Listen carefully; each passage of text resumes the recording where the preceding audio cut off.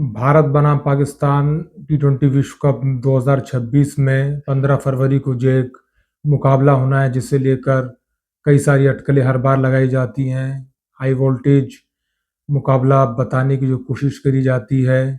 भारत पाकिस्तान की जो अदावत, जो राइवलरी चली आ रही है इतने वर्षों से, उसकी हर तरफ चर्चा होती है। किसका पलड़ा भारी और किसका पलड़ा किसकी तरफ झुका हुआ ज़्यादा नज़र आता है।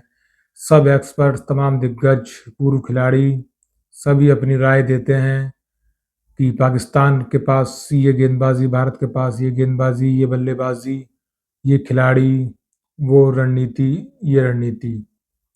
खासकर भारत और पाकिस्तान के बीच जब मैच हो रहा है तो वो मैच से ज़्यादा जो आपसी संबंध खराब है भारत पाकिस्तान के, उनके ऊपर लोग अपनी राय ज़्यादा व्यक्त करते हैं।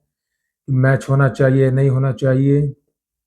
लेकिन जितने भी लोग भारत के जीतने से खुश होते हैं, पाकिस्तान के हारने पर खुश होते हैं कि भारत ने पाकिस्तान को हराया, और वो कहते हैं कि हम पहलगाम का बदला ले रहे हैं या उनको मुंहतोड़ जवाब दे रहे हैं या हम अन्य आतंकवादी घटनाओं के लिए पाकिस्तान को जवाब दे रहे हैं, वो एक गलत चीज़ है। क्योंकि अगर कोई भी व्यक्ति, आप शहादत को, चाहे जवानों की शहादत हो या भारत के लोगों की मृत्यु हो पाकिस्तान के आतंकवादियों द्वारा, उनके समर्थित संगठनों द्वारा जो पाकिस्तान के समर्थन से फलते फूलते हैं और विश्व भर में और खासकर भारत को निशाना बनाते हुए आतंकवादी घटनाओं को अंजाम देते हैं, तो कभी भी आप दो चार चौको छक्कों से या दो चार जीत से उन शहादतों का, उन मृत्यु का, उन आत्माओं का जिन्हें पाकिस्तान ने बेगुनाह होने के बावजूद मारा, जिनकी निर्ममता से हत्या करी गई,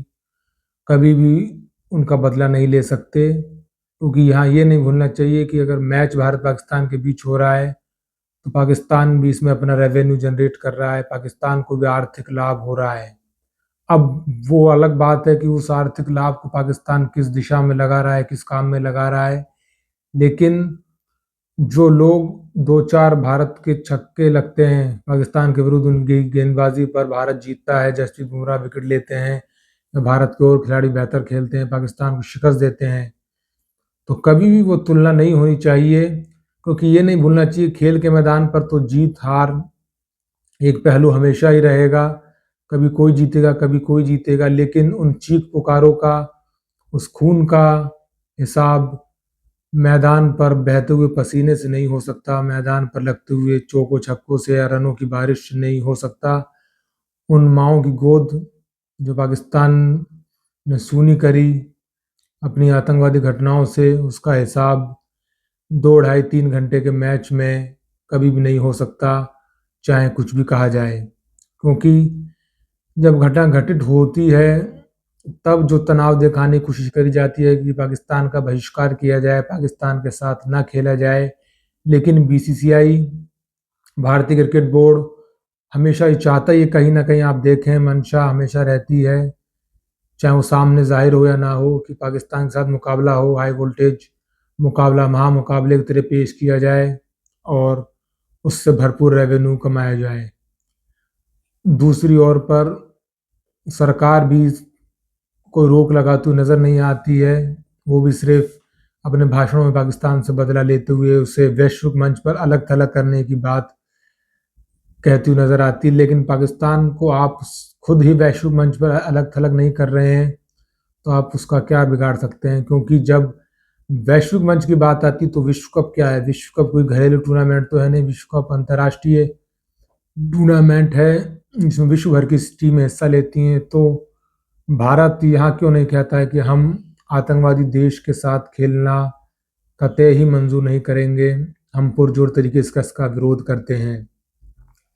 तो विरोध केवल भाषणों में नहीं होना चाहिए, विरोध केवल संयुक्त राष्ट्र की महासभा में नहीं होना चाहिए, विरोध हर उस जगह पर होना चाहिए कि जिस जगह पाकिस्तान हो वहाँ भारत उसका विरोध करे कि पाकिस्तान हमारे साथ नहीं खेलेगा।